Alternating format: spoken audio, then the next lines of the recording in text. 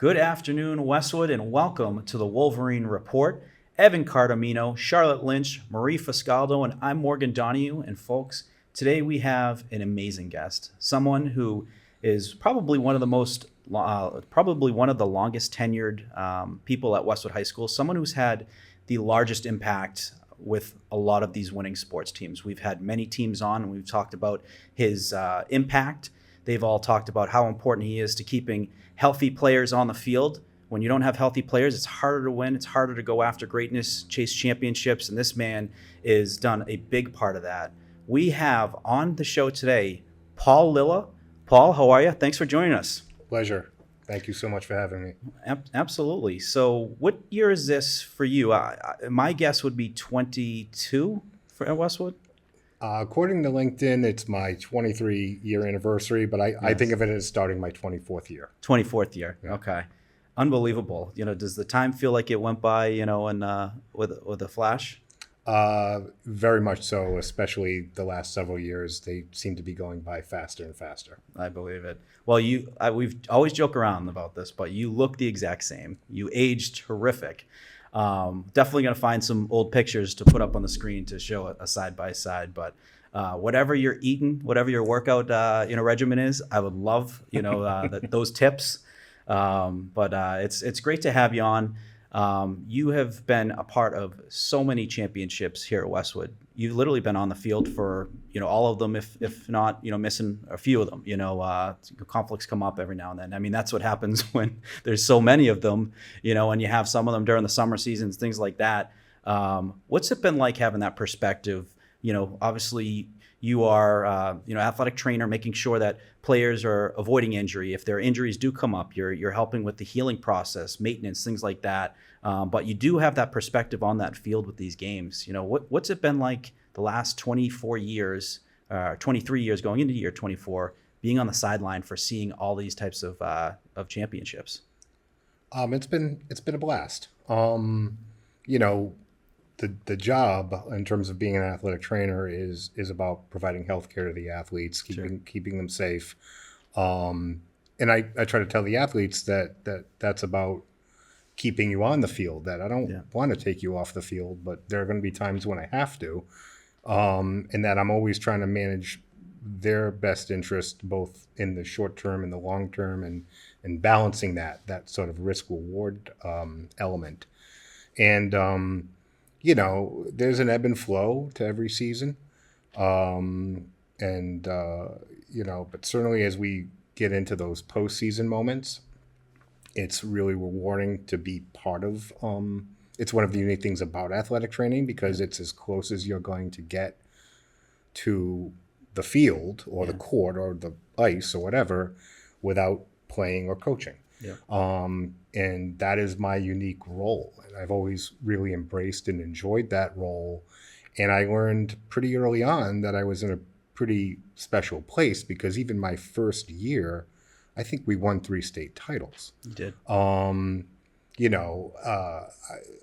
didn't know a lot about Westwood's athletic history, obviously. I grew up in Rhode Island, and, after school, I worked, in New York City, and then went back to school. And, I didn't really know much about it, frankly. But that first year, we won girls basketball state title on a Saturday at the Worcester Centrum back then. Yep. And then the very next day, boys hockey won it in the Fleet Center, which is, of course, now the Garden. St. Patty's Day. Yes, it was. Yeah. There was some dancing, if I recall correctly, to some Irish music. Yeah. And then that spring, I think we won girls tennis. Girls tennis, great. And I kind of like reflecting on the year. It was like, what the heck did I get myself into? Yeah. So I've been lucky to be part of a lot of those. Yeah. Every now and then I'll catch myself sort of looking at the banners in the gym and thinking like, wow, I've been here from that point on. And it's pretty cool. It's very satisfying, because when we get to those moments in that part of the season, I've always viewed it as win-win. Yeah. If we keep winning and we're part of these championships and going to those kinds of venues, it's an awesome experience to experience that with the kids. Yeah. On the other hand, if we're done, and I get done early, my next season or my summer begins. Yes. So I can't lose either way. Are there any wins that really stand out through your 24 years that you kind of remember and that you found the most rewarding? Rewarding, I'm not so sure, because again, like the perspective of my job, that kind of stays. I try to keep that consistent in terms of not just from the element of wins and losses, but just athlete and sport. That for me, it's a holding a standard of care that I'm providing. Certainly, yeah, there have been some I think that were pretty. Those first ones were pretty cool because again, they were the first ones, right? Being in the Garden, the girls basketball team, I did know a little bit about them. They were kind of coming off. I believe that they were undefeated and had won the state title the year before I got there. Yeah. Then they were undefeated and won the state title my first year. Yes. They continued to win something to the tune of 72 games. And I think they lost to a Rhode Island team. I believe they did. It was. They lost to my alma mater. Yeah, it was. I think you're right. It yes, was I think it was LaSalle LaSalle. Academy, Oh my gosh. which is kind of just this ironic, sort of twist. But yes, my alma mater's girls basketball team came up and actually ended. I believe they ended the streak.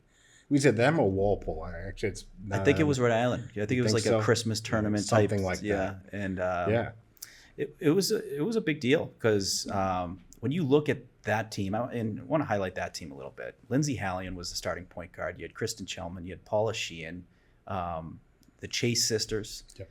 Unbelievable athletes. And Truly. What I've noticed too, and this kind of coincides with your profession, is some of the best athletes on these teams play with complete reckless abandon. They'll dive on the court. They're putting their bodies on the line to, get turnovers, hockey, blocking shots, being physical players like Mark Riley, just an absolute hitting machine, which then puts them at risk for injury. And there's two factors of an injury. One, you need to get over the physical part where you're healthy, right? There's still a mental part of getting over an injury, especially like torn ACLs. Worried about the next cut's going to be that one that does that. How important is that? And that's part of winning too. Is not only getting them healthy, but getting them confident that their bodies and their mind are in the right place to win. And you did that for all these teams. How much of a challenge is the physical recovery for these kids as well as the mental recovery? Concussions is a big thing too, where some people are medically cleared, but there's still some trauma left. What's the balance that you see in terms of recovery that are physical and mental, and how they kind of coincide with each other? Oh, I think they coincide pretty strongly. I think they're both strong, and much like every athlete has a different pain tolerance. Every athlete has a different, sort of reaction when they get injured. And then every athlete has a different sort of, whether it's a fear or whatever mentally that they have to get over. And it runs the spectrum because, again, we're talking about high school kids. Yeah. And so, there's definitely that mental element of, okay, like this happened and here's what this means, right? Yeah. And it's like, okay, like, now this might not be something that you can just kind of like shrug off. And, I have always tried to kind of, keep a pretty, like fair in the sense of like, I don't want to sugarcoat things and be like, oh yeah, you're going to be fine. Like, but also not be doomsday. And it's a balance. It's hard because again, you're trying to, keep these kids mentally, there with respect to any injury that they're then going to have to face that climb, both physically and mentally, to come back. Yeah, for sure. And it's you have to make some tough decisions. And ultimately, when these players are playing their best, it's because they're able to focus 100% on the game. They're not focused on what ifs or any of that. So part of that confidence building is the time spent with you, in between games, and you literally see the people that come in and getting the ice, getting the stem, getting massage, the deep tissue massage on hamstrings, which are some of the most painful things you'll ever go through. Those are the ones that heal quicker. And those are the ones that are preventing, I'm sure, some injuries. So it's a unique experience to see when a player is fully recovered, how different their game is. And you can also tell sometimes players who just aren't 100%. They're out there and they're fighting through a lot of times hockey, the playoffs. Not everyone's 100%. You can see, some laboring going on. There comes a point in the hockey and the football seasons where it's a little bit of a war of attrition, Yes. for sure. Want to talk about Paul Lilla, the person. So grew up in Rhode Island, grew up in Providence, went to LaSalle. What were some of your favorite sports watching growing up and playing growing up? Basketball was probably my first passion. Yeah. Growing up, I was born in 1973, so in 1981, as an 8-year-old, the Celtics and Larry Bird won their first title, and so that sort of was my baptism to sports. That's my earliest memory, is falling in love with that game and that team and that player specifically. Yeah. And of course, it only got better, throughout the 80s as that sort of exploded. The NBA took off, the Celtics, the Lakers, and growing up in Providence College has a pretty healthy college basketball history on their men's basketball team, and that was kind of the first really great iteration of the Big East, and I grew up with that. In 1989, as a high school sophomore, I believe, I went to my first NCAA tournament with my dad, and at that time, there was a pretty seminal game that happened at the Providence Civic Center at that tournament. It was Princeton-Georgetown, and Georgetown was the number 1 seed, Princeton was the 16, and I went to that game, and it was just one of the most captivating events, one of the best events I ever went to, because it was one of the games that made the NCAA tournament, made March Madness what it has become. Yeah.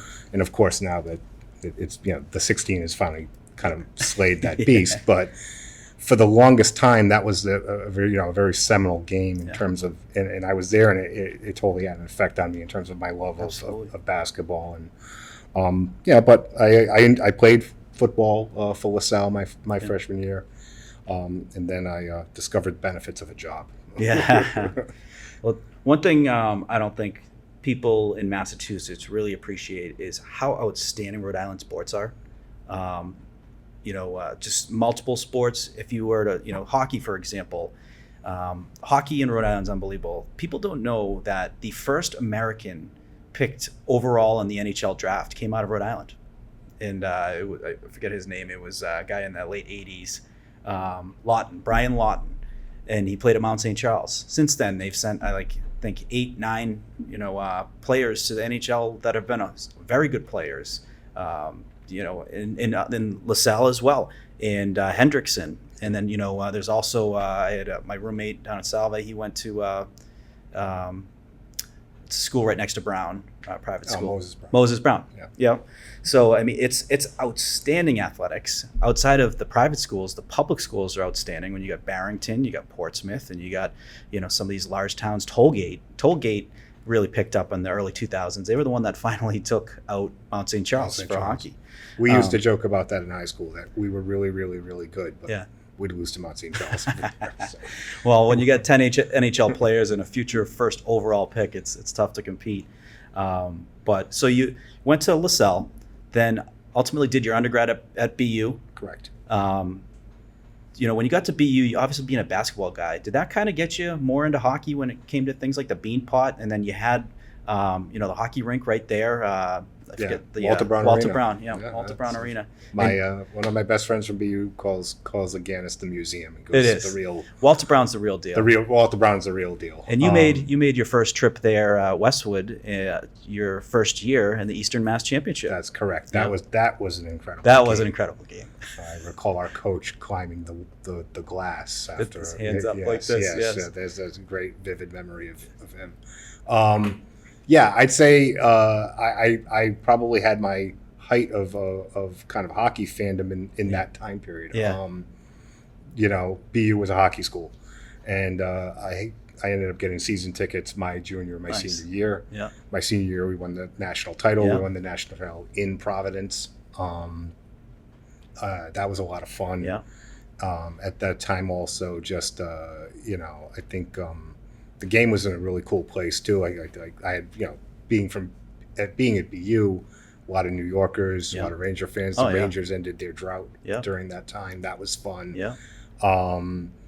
And Walter Brown was a lot of fun. So that was probably one of my height of my hockey kind of fandom right there. Oh, it's interesting. We talked about Don Varner the other day. He just got his first glimpse of the Bean Pot.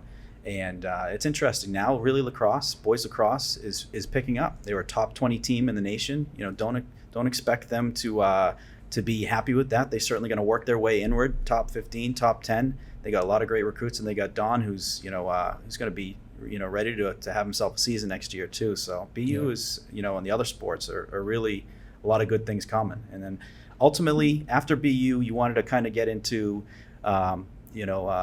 working in a sports environment.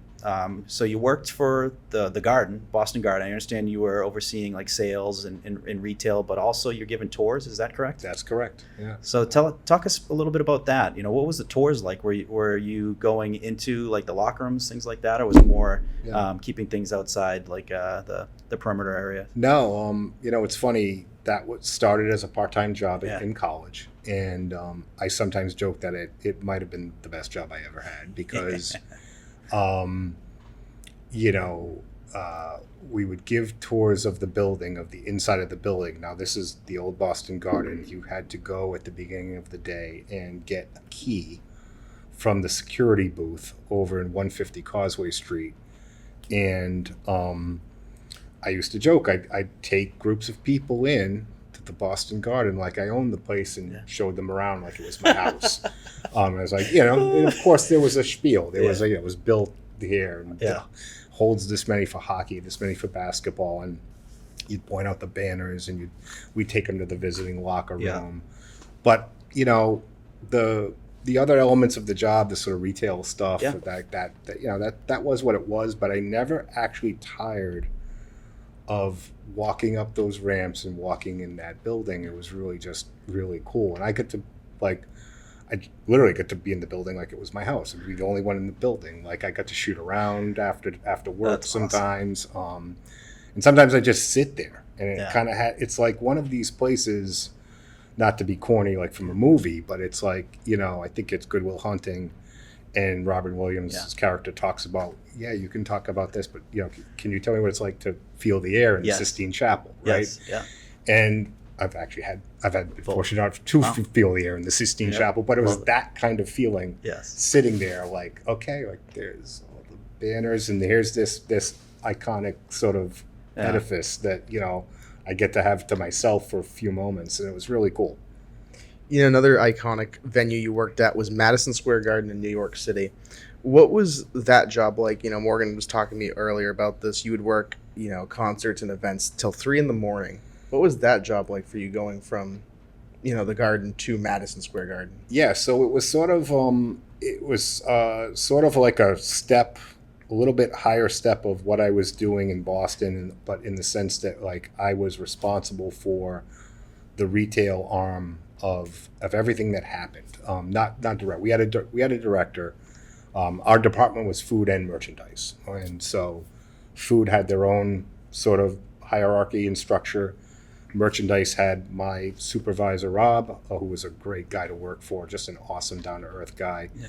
And myself and another woman who then managed like level supervisors, whether we had somebody at a store or a stand or whatever, and then all the employees. And it was a very hectic, busy 2 years because that building is constantly, at least at that time, I imagine it still is, constantly having events between the arena itself, the theater at Madison Square Garden, which is a couple levels below the arena but within the same building, and then there was another area where they had conferences and occasional shows. And we, if something was going to be sold in that building, we were responsible for managing that. Now, we kept our own inventory for the Knicks and Ranger games. Yeah.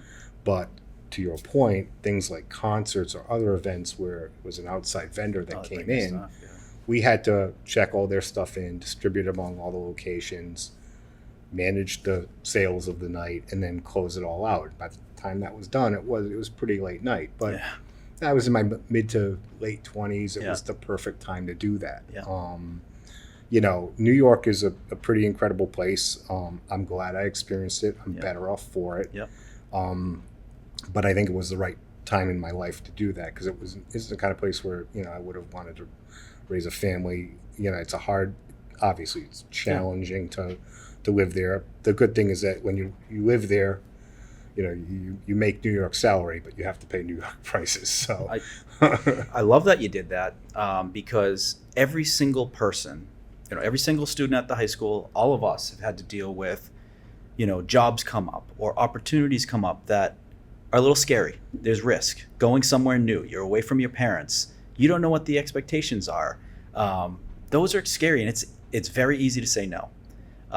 You didn't, and you know, you're here to tell some really cool stories from that. You know, what advice would you give to some Westwood, you know, athletes that when they get to college, they might consider studying abroad, or they might consider taking that job in New York City, knowing I might not live there for the rest of my life, but I can learn something, I can get some great experience. You know, what type of advice would you give based off of your experience taking that role at Madison Square Garden? Yeah, I would say just do it. When you have yeah. those opportunities, you don't know. You know, I now at 51, looking back, like I'm so glad that I did, because Yes. you don't know when those opportunities are going to come again. And even if and this is also the wisdom of age, is just, even if it fails, so what? You tried, Exactly. and you learn. You're going to learn from it either way. And I think that just like you were saying, it's easy to play it safe, Yeah. but you're going to grow by putting yourself out there. You're going to grow by putting yourself in uncomfortable situations. I mean,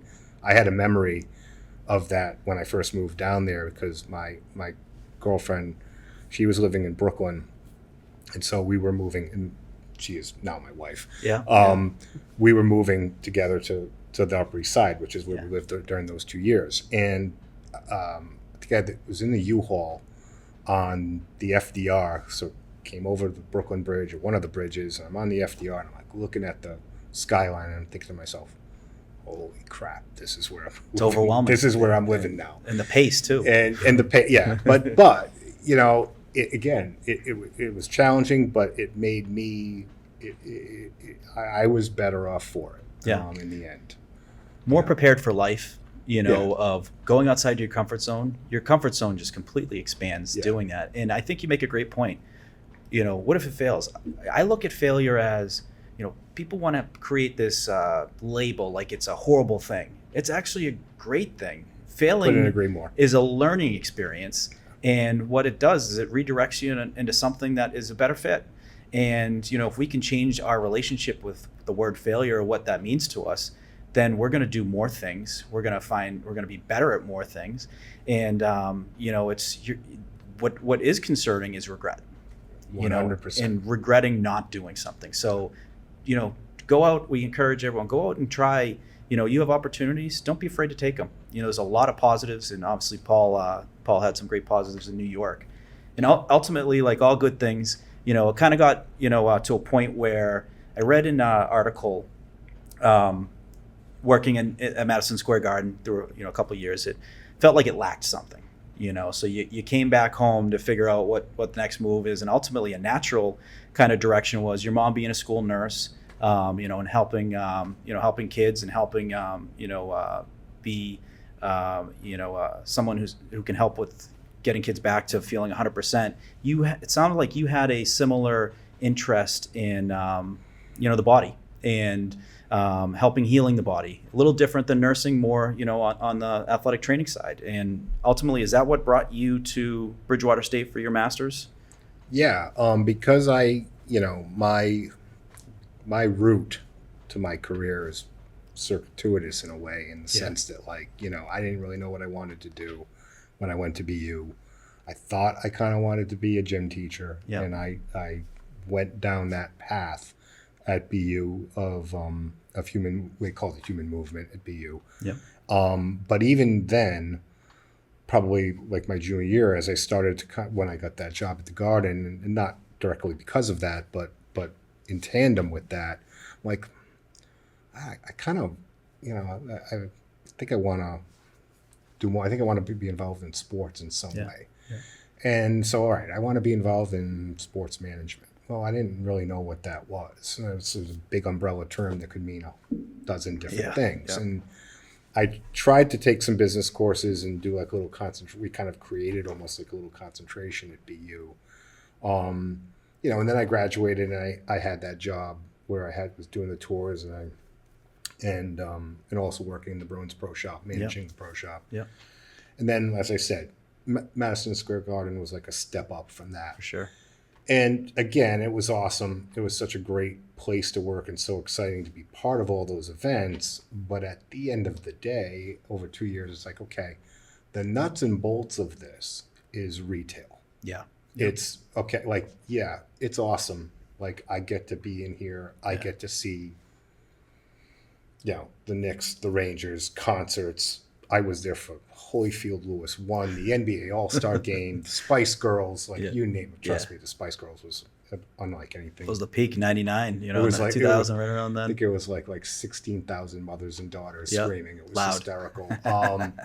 But, at the end of the day, the job was retail. It Numbers. was okay. Yeah. How many hats did we sell? Yeah. How many jerseys did we sell? Yeah. It was dealing with union employees in Yeah. New York City, which was a great. Which in a way is kind of far from the game. Right. You're there, Yeah, but you got nothing to do. You're kind of at a nothing distance, to do with the game. and you're focused on these spreadsheets and numbers. Exactly. And so it was around that time, and this is all the credit to my wife, who is just the brains of my operation. But if you thought about this, meaning like athletic training, and that's sort of where it started around that time when we were in New York. Yeah. Bridgewater came about because Bridgewater had an entry-level master's program. Like I had my bachelor's degree from BU. Yeah. And what was nice about the entry-level master's program was that, I had a lot of the prerequisites out of the way. I only think I had to take 1 or 2 classes before I could then start doing the core athletic training stuff. And as I got into it, I realized, this is like the right combination of everything for me, because it's sports, it's athletics, but it's that healthcare providing element that I sort of adopted from my mother. It's fascination with the body and how it heals, and helping student athletes from that perspective, and it fit and stuck. And then I was, when I got out of Bridgewater, I was lucky to land in Westwood. One thing we talked with Mark Zarther a few weeks ago, and one of the things we talked about was there are so many options for students to find a path in sports, and you've had an interesting path. You went from sports management and retail, like you mentioned, to training. So, and I myself do sports video. You're doing this volunteer stuff with us, doing sports commentating. There's so many options in the field. What would you tell student athletes right now that want to do sports? What's some advice you would give them looking back at your path and how you ended up in athletic training? Something you've learned along the way. Yeah, I think when you're at their age or that age bracket, and you have the ability to just donate your time in some way in one of those avenues. And again, coming back to what we were talking about earlier about not being afraid to try things, and just that's the time to try things. Like reach out to people who are in the field or whatever avenues are available to try and get in there and experience it firsthand and see if it's for you. Because to your point, there are a lot of I want to work in sports. Well, that can mean dozens of different things. To your point, and I think that everyone, to get to like a position where Mark is now, or some of the colleagues that I work with who are at higher levels of sports management, that it takes not years, but sometimes decades, and you start with the most, kind of basic stuff where again, even, I had a friend who was like me, gave tours and worked in the shop, and but then interned, and now he's the chief marketing officer. Yeah. So so there's a lot of avenues, but it takes time and patience and seeing if it's truly for you. But you have to get out there to do that. Yeah. And then you ended up here at Westwood High School. You took the interview and you never looked back. Can you walk us through that interview process and just what brought you to Westwood? Well, when I got out of Bridgewater and graduated, of course, I'm trying to land a job. And, at that time, I think I had interviewed at a couple places. One of them was Braintree. And at that time, and still to this day, there's a little bit of this setup where athletic trainers work through, say, a hospital or a physical therapy clinic, and they're contracted out to a school. And it's not the best situation, but back then there was a company that's no longer around, but I was going to work for them. I think I was going to be contracted out to Braintree High School, and it would have been a fine spot to start. And at the same time, I think I came across the Westwood job, and the Westwood job was being a full-time athletic trainer through the school. And so I was lucky enough to kind of recognize, like, okay, this is a better opportunity, and kind of pursuing them all, kind of concurrently, but that one maybe a little bit ahead of schedule of the Westwood one. But, I met with John Palmer, who was the athletic director at the time, Charlie Flahive, who was the principal at the time. And, I was lucky enough to be offered that one. And ironically, I had actually said yes to Health South Braintree. But the guy who was going to be my supervisor, who was sort of like the person in charge of the athletic trainers at different schools, even when I said, look, here's A, here's B, and like, I can't turn this down. This is too good of an opportunity. And he got it. He actually did. It wasn't like a big deal, because he kind of understood that was going to be a better job for me. Now, again, 24 years later, it's been even better than I ever expected in terms of just the level of excellence athletically, that the fact that we've been competitive, so many sports and so many teams are fun to be around. The athletes, the kids are good kids, good families. And, most of all, for me, it's the people that you work with. And so I've also been very lucky in terms of just in every facet of the operation there.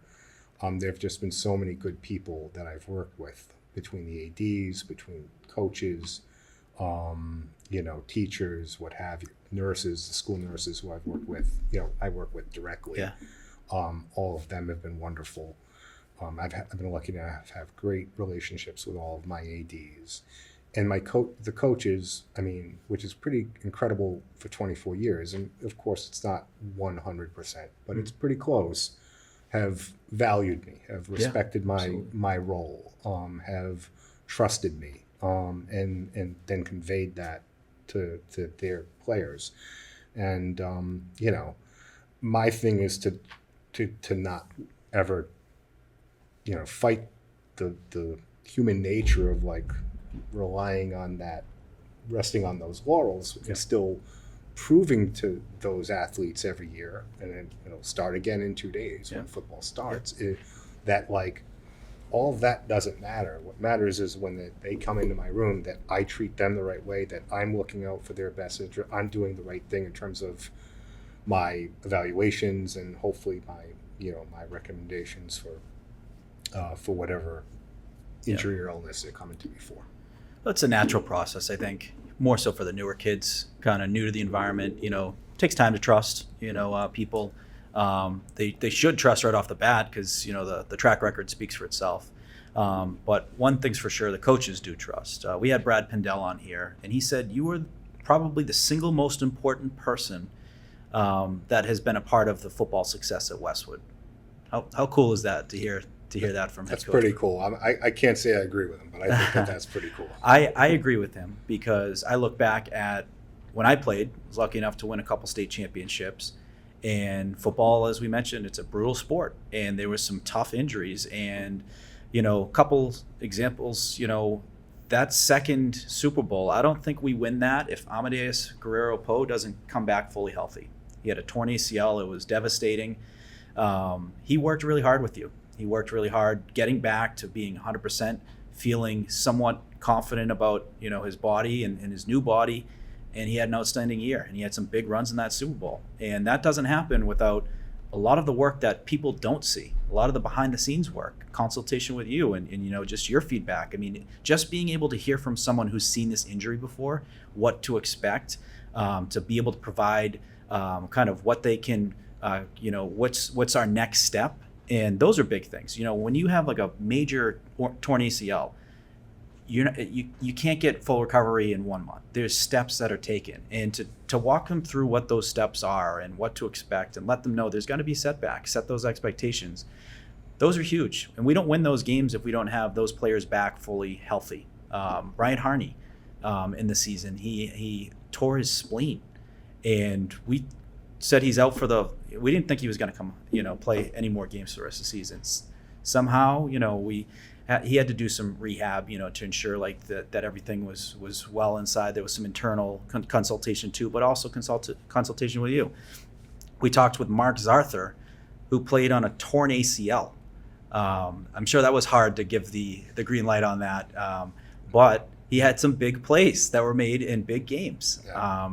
Do you remember that time with Mark, and walk us through kind of a little bit? How did he even make it out on the field? I think it comes back to balancing that sort of risk reward, yeah, and also like what's the picture here? In Mark's case, I think if I watched the podcast, and I watched that story, and it did bring back that memory, and he was right in the sense that there is also an element of my job where I am looking at it from a liability standpoint from the school, and I am looking at it from from that perspective of being cautious and being safe, but to his point, he tore it. It's not going to re-tear. Yeah. So okay. Now we're into more of this sort of personal decision and what's the full picture. Here's a senior. Okay, yeah. Here we are, potentially, I believe getting, we weren't in the playoffs yet, but maybe we were on our way to the playoffs.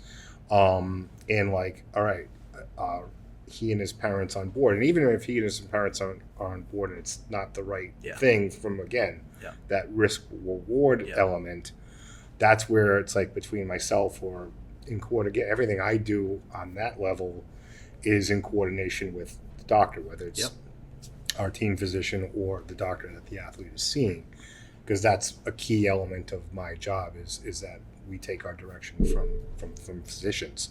And but if the situation presents itself where it's like, okay, we're going to put you in a brace, we're going to modify what you do, right? Like you're not going to do what you were you're not going to be able to do what you've been doing.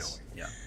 You're going to have to live with the rules of what we set, and like we'll try and get through this because of this situation. This is the situation we get. Like I get it. Yeah. And so it's sort of like there's never a recipe or a formula to follow because it's going to be different with every kid. So in Mark's case, and Mark wasn't the last. There were a couple others where very similar situation happened. When the recipe is right, we can have those moments. Yeah. But, that was one of them. But kudos to you for, obviously the initial instinct is no, we're shutting you down. Yeah. But if there's an opportunity that presents itself and no stone is left unturned, and there's consultation with the physician, being able to just play a few snaps and make a couple plays completely changed his experience. Being able to be on the team with the team for those huge moments. He reflected on that, something he certainly will remember. Yeah, it was pretty cool to hear it again. Yeah. I want to talk about leadership. You have a really cool perspective and I'm going to keep the focus on coaches that are no longer at Westwood, just so there's no favoritism or any Sure. of that, but the coaches, no longer at Westwood. There's been a lot of good ones. There's been ones behind dynasties. Yep. Who are some of the most, inspiring leaders you've been able to kind of capture during your time at Westwood, and what were some of the unique qualities that they might have had with their leadership that stuck out? I think first few that come to mind would be like Billy Riley, Yep. girls basketball, Yep. Leslie Frank, Yep. girls lacrosse. It's going to pain me to say it, but Mike Welby with hockey. Welbs. I will remind Mike that he never won anything without me. That's true. Whenever, Very true. Whenever I can. Two I for can two- say that two about for two. Leslie too, but Yes. I probably wouldn't say it to Leslie. But I'll say it to Mike. No, those programs, and not to take anything away from our other programs, they've had some sustained Yeah. excellence, and certainly those people had a lot to do with that, Yeah. and very, very different approaches, I would say. Yes. Billy, had kind of this, loving grandfather effect. But not that Billy wouldn't, kind of crack the whip and For sure. run things the way it's supposed to be. But, when I started and Billy had that team that was like coming off 26-0 and winning 26-0 again, it's like, it's more, just kind of keep things light, massage. It's Yeah. like, and they were. It's like it's sort of interesting. You think like that.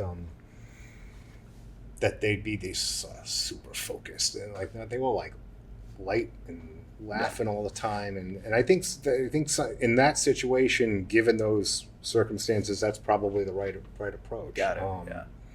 And Leslie ran that program like a college program. Did. Yeah. And so it was, a little bit of a different approach. Yeah. And that program kind of came to take on this life of where, you almost, sometimes kids would cut themselves. They wouldn't go out because they knew like the level, the standard they kind of had to Yeah. be at. Yeah. And that was certainly another way of approaching it. And I think Mike actually struck a pretty good balance, based on the fact that like year to year, no matter how the team changed or the talent level, rose or dropped, like, there was again a certain standard that he expected and got out of the kids. And I thoroughly enjoyed working with all of them. And like I said, I've been lucky to enjoy working with almost all the coaches I've had over the years. I've had so many good ones. Yeah, it's an interesting perspective too, and they all, like Leslie, she won 8 state championships in her, I think it was 18 years. Yes. Remarkable. Bill, their streak, won back-to-back state championships, absolute legend. And what I think makes Mike the special coach he is he's won 2 state championships. He won when I was a freshman, then he won in 2015, which was a dominant team. I think they gave up like 24 goals in 24 games.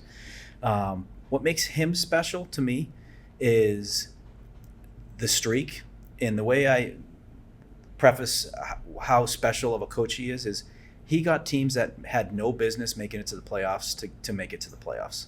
And it's not always about the championship. It's about they were able to do some things because they worked so hard and achieved things that like were remarkable. And that, and it's interesting because all 3 of them are terrific coaches, and they did so many different great things in so many different ways. But it's just interesting perspective because you were there for all of it, and you were able to get that perspective on the leadership, and I will preface this too now on the player side. Who are some players that you had the opportunity to kind of be close to, on the playing fields that really were leaders, and people that stuck out as, this person, when their voice is heard, and they really have great leadership qualities. So many. I guess I'll go back to probably the earliest memory was Lindsay Allian. Yeah. I think what made Lindsay truly special was that, not only was she probably the most talented kid on the court, she worked the hardest. She did. She had the best attitude. Yeah. I mean, the best attitude, the most positive, reinforcing, uplifting attitude. I think she had she used to keep like a notebook of like inspirational stuff back when you kept notebooks of inspirational stuff as opposed to on your cell phone. And so, you know, she was just a joy to be around, not only then, but then, you know, I got to watch her in college and then also, you know, maintained a friendship with her. I think I worked she had some camps a few years ago, and I worked camps with her, and she was tremendous. Kevin O'Connor comes to mind. He was a football player. My 2 years behind me? I think so, yeah. Big D-end. Big, tall D-end. And what about Kevin, you know, football, as we know, is a kind of unique in the sense of this going to war, mimicking battle. It's really, really hard to be an incredibly nice, kind, courteous young man and then cross a line and become a complete animal. And he did it probably as well as anyone that I can remember. And he had a motor. When he was out there, it was on, and that was it. Doesn't take any plays off, and never took a snap off that I can remember. And so he was somebody that certainly showed, you know, what it took to be a leader. I mean, there've just been so many. You were a good leader. I will say. I distinctly remember the hockey kind of grabbing the team behind the net before a game and you screaming thing. Yes. I can't quite. I could only make out a certain choice words, which I can't say here. Yes. But no. You know, again, there have been so many because I've been lucky to be part of so many great teams. Well, it's really such a special community, and you've been a special part of that community. You know, what does it mean to be part of Westwood and be a part of the Westwood community? Well, I think that, you know, in this day and age with so many kids that, you know, go to private schools, I think it's incredible to still be part of high school sports in your community, to represent the name on the front of the jersey, as corny as that may be, that you're playing for your parents and your grandparents and the kids that you grew up with around you in your neighborhood or what have you. I think that's a special thing, and certainly Westwood has a great sort of mix of those elements all working in a really, really good way. To we have good facilities, we've had good coaches, we have good kids, and we've had a lot of success, and so it is special in that regard because it's not always like that. You know, I'm lucky. It's similar, maybe not quite to the same degree of success, but similar where I live in Belmont as well. But yeah, working Westwood, it's been a great place where, like I said, sometimes being an athletic trainer can be a thankless job, and it hasn't been for me. Yeah. Parents say thank you, kids say thank you, coaches say thank you, and that's tremendously rewarding. And again, being part of that community, the community of teams, the community as a greater whole, and what those teams and the sports do for the community, bringing everybody together, and having my role has been very rewarding. Does it feel like a family? Does it feel like home, the community of Westwood? Yeah, sometimes, yeah. I would say, you know, it's funny, like, you know, my wife at times thought maybe we should move to Westwood. I'm like, yeah, but that would change. That might put me in just dynamics that I think might be challenging. Yeah. And I think that there is something that I think that for me has been beneficial about, at the end of the day, I go home and, you know, and get my little respite from things. Because I distinctly remember one of my mentors many years ago. This is Jerry Connor. She was a longtime athletic trainer at Brockton. Yeah. And I did a rotation with her. And it's actually my rotation with Jerry and my rotation with Mary Shinkwin and Kara Brown at Cambridge Fringe and Ladin is probably where I changed where the setting where I wanted to work in as an athletic trainer, because Yeah. I went back to school thinking I'd want to work in college, Yeah. pro, what have you. I actually didn't think I'd want to work in high school. But working with them in those settings at Brockton in the fall and Cambridge Ridge and Ladin in the winter and the spring made me realize the impact you could have as a high school athletic trainer, being part of those communities, like the role you're going to have with the kids, seeing the development of the kids over the course of, the seasons, but also over the course of 4 years. And that's kind of where it's like, and frankly, like better work-life balance than those other settings. Yes. College and pro, like your work-life balance is not Non-existent. non-existent. And so, they helped me sort of realize this is the place to be, For sure. the high school level. You talk a lot about work-life balance, and you are a husband, you're a father. So what are some of the ways you manage that work-life balance between that and your family at home? Well, it's easier now. My kids are not really kids anymore. My daughter is 20. My son's 17, going to be 18 in the fall, in October. But early on, what was nice about my job and was that, I did have my mornings free, and I was able to spend time with my kids, and we were able to, save a little bit on daycare because I didn't have to drop them off until late morning, early afternoon. And so, I was able to do that when they were in youth sports. It was hard. It was sacrifice because I never get to coach any of my kids. But I did get to watch them play because with youth sports, most of the time the games are on the weekends. Yeah. And I was lucky enough that, there'd be conflicts from time to time, but I got to see most things. And I knew as the high school years were approaching, that was going to probably go away, and it did. But it didn't go entirely away. I was able to take a day here, take a day there. Sometimes the schedules are offset, and I could not have to necessarily get somebody to cover something. Like I might have had events or whatever, and I could get to my daughter's cross country meet or basketball game or my son's games.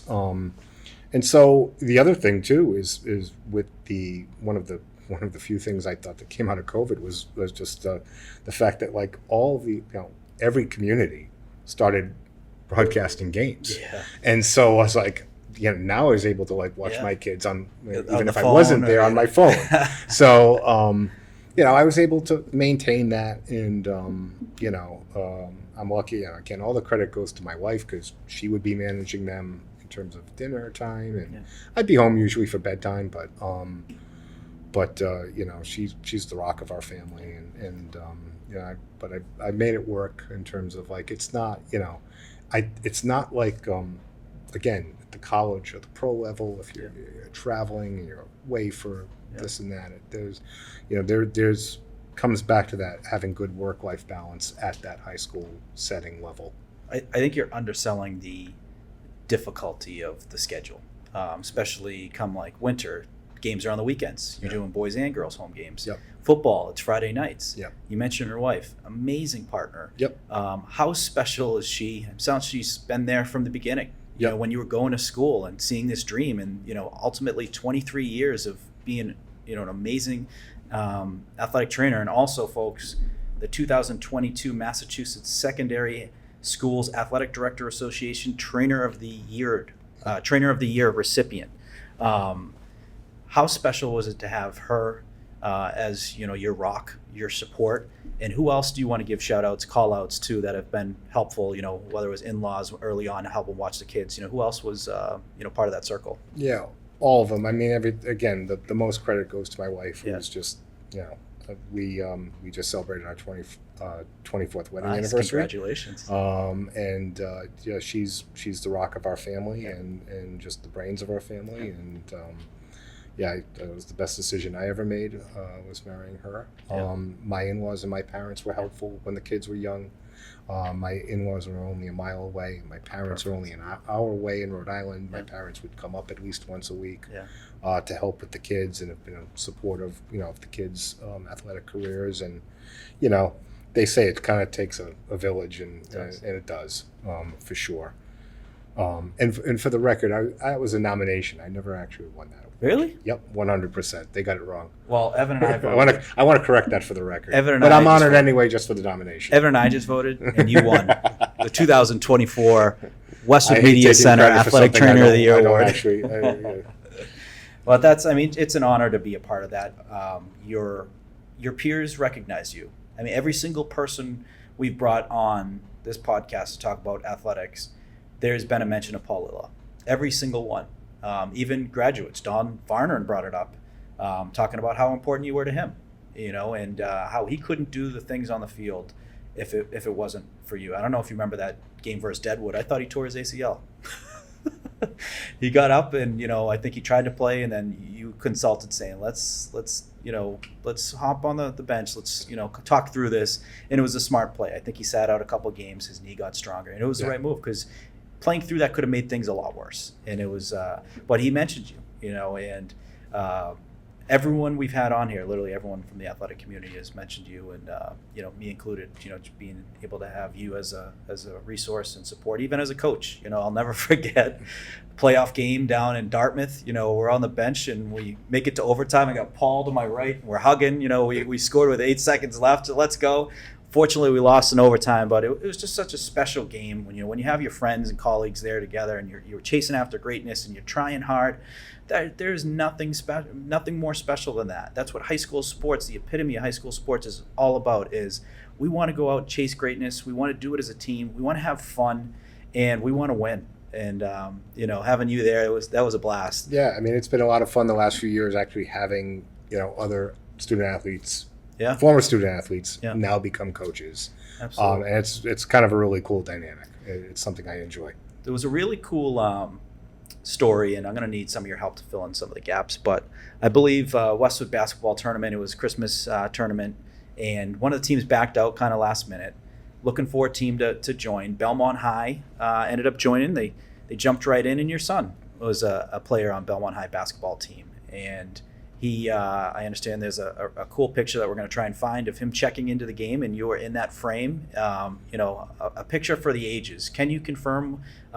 Did a team back out, and then Belmont was there to save the day, hopping in the tournament? And how cool was it to work a game with your son in? Yes, a team. So I think it was Coach Douglas's first year, and we had this winter tournament or whatever.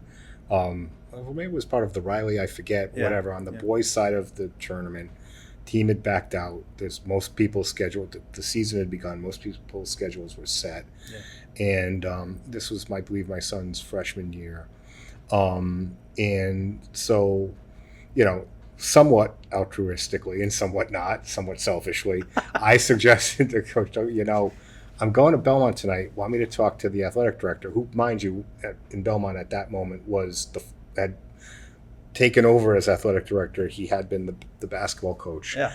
And I said, want me to mention something, see if they're free? And I did, and they were interested. Wow.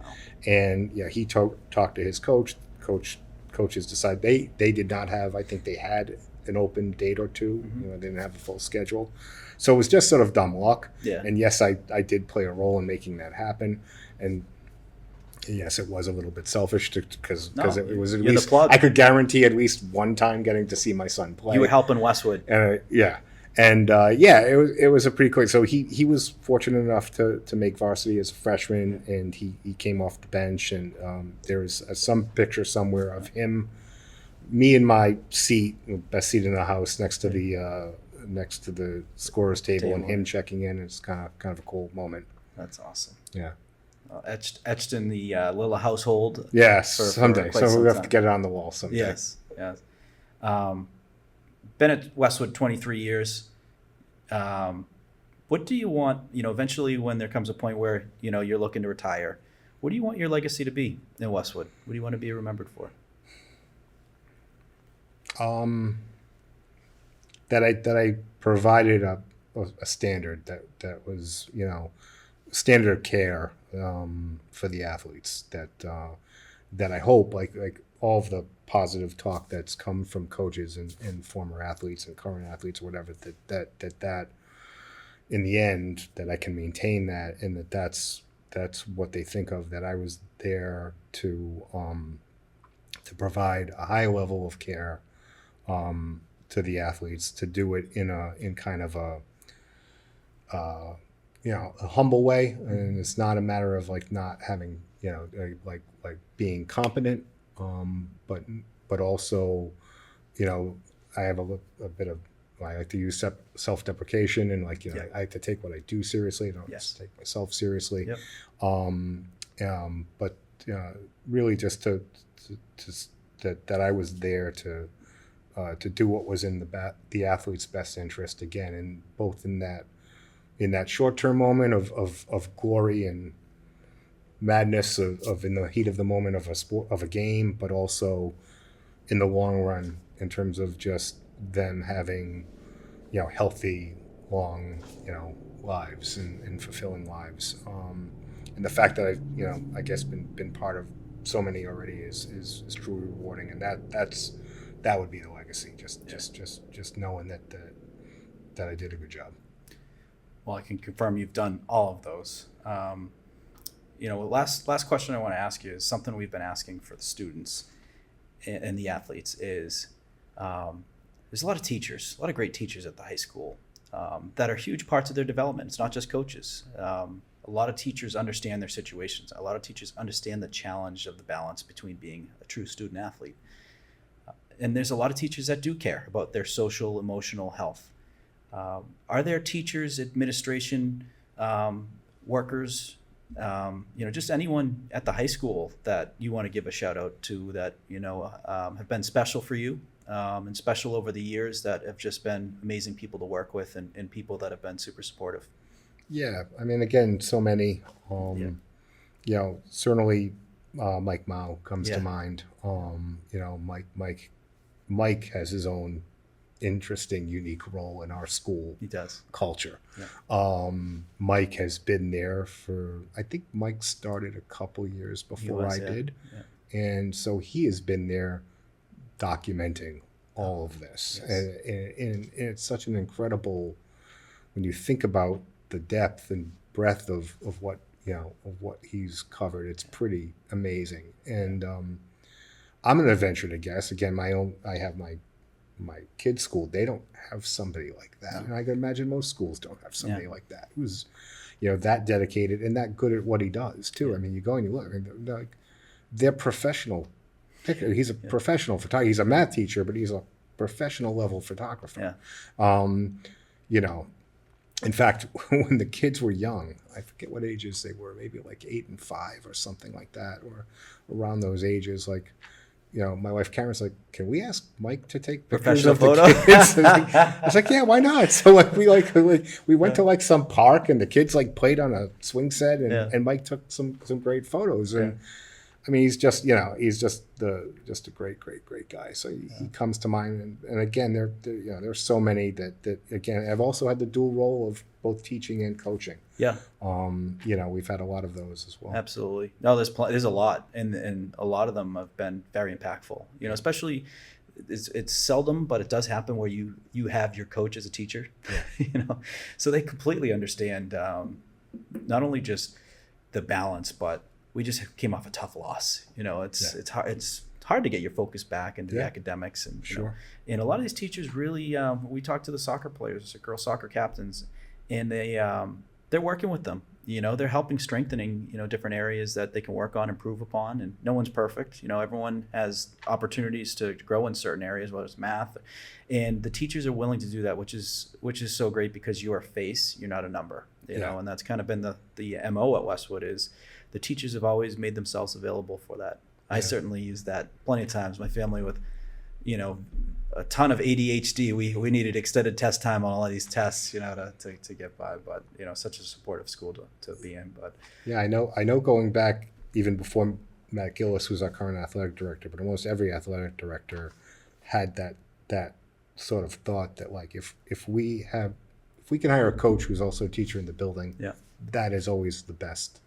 Scenario. Now, again, they need to be the best candidate for the for the team, for the sport. But when it's that's the ideal. Yeah, for sure. Well, Paul, hey, we appreciate you coming on. It was an absolute pleasure to tap into your story and to let the the viewers understand Paul at a more three-dimensional level, and you've done some fantastic things off on the field, and getting a perspective on your background and kind of things that you've been able to be a part of and noticed over the years is a really fun story. So appreciate you hopping on, and looking forward to certainly seeing you out in the fields this upcoming spring. I guess one more question just to throw in at the end. The spring season just on the doorstep. What's a typical day in the life of Paul Lilla come day one of that fall season?